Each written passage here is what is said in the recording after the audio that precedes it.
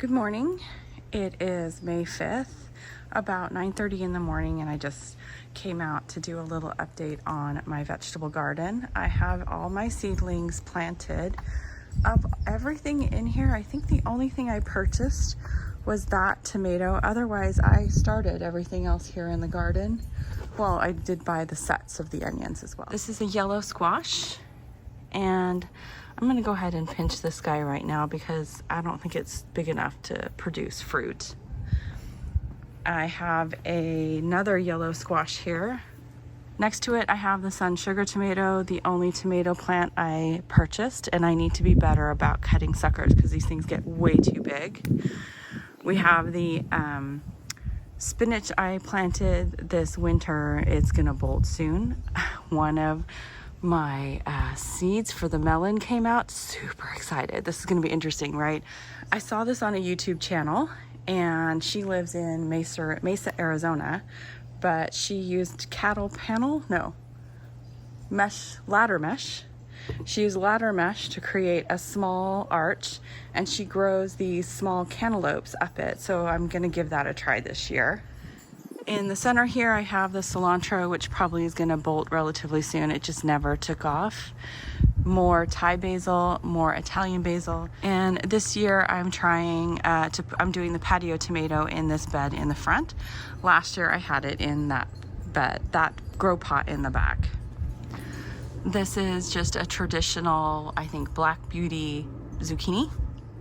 And the back row has, those are Jimmy Nardello peppers. And this is the sun gold tomato with a grouping of Italian basil in that bag. And here all the way in the back, another Black Beauty green zucchini. And in these raised beds this year, I have some more Italian basil, a sweet 100, a yellow bell pepper, the more onions, eggplant here. This is an eggplant, and Armenian cucumber, and one more Jimmy Nardello pepper. The yellow bell pepper, though, already has some flowers on them. Over here in my fabric pot with the Oya, the corn germinated. Yay! Probably not enough corn to actually produce anything worthwhile because I'm going to have to thin to one stalk per location, and I don't know if we'll get good fertilization or not. But it was a fun thing to try, just a little experiment.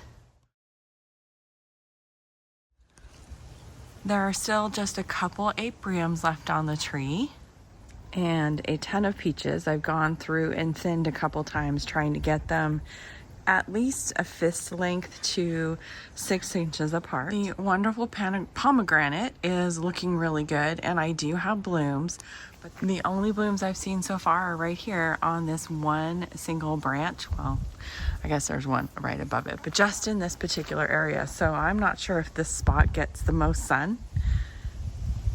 The pink satin pomegranate has a few blooms or buds on it as well.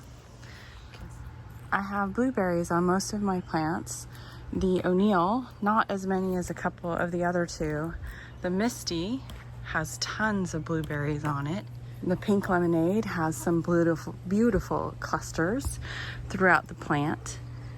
So these were super good. I only got like 2 or 3 because the birds got most of them. And of course I made the mistake last year of not watering, which just seems to be my MO for blueberries, is to make some sort of mistake every year. So fingers crossed that we get some really good blueberries this year.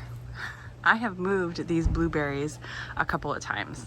They started off over here in pots, and I decided they were getting too hot, or they weren't getting enough sun actually. And then I put them up here in the same black plastic pots and decided they were getting too hot. So now I move them over here into a little more shade into wood pots, but now I think they're getting too much shade, and I'm considering putting them back here again, but not in black plastic pots.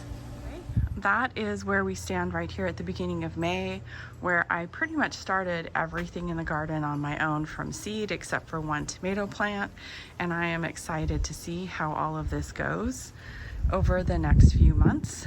The only plant I am concerned about actually making it are the Jimmy Nardello peppers that I planted. None of them really did well in the trays, and I went ahead and planted them out even though they're super tiny. So if they don't make it, that's life. Anyway, thank you for joining me for my garden journey, and I will see you in the next one.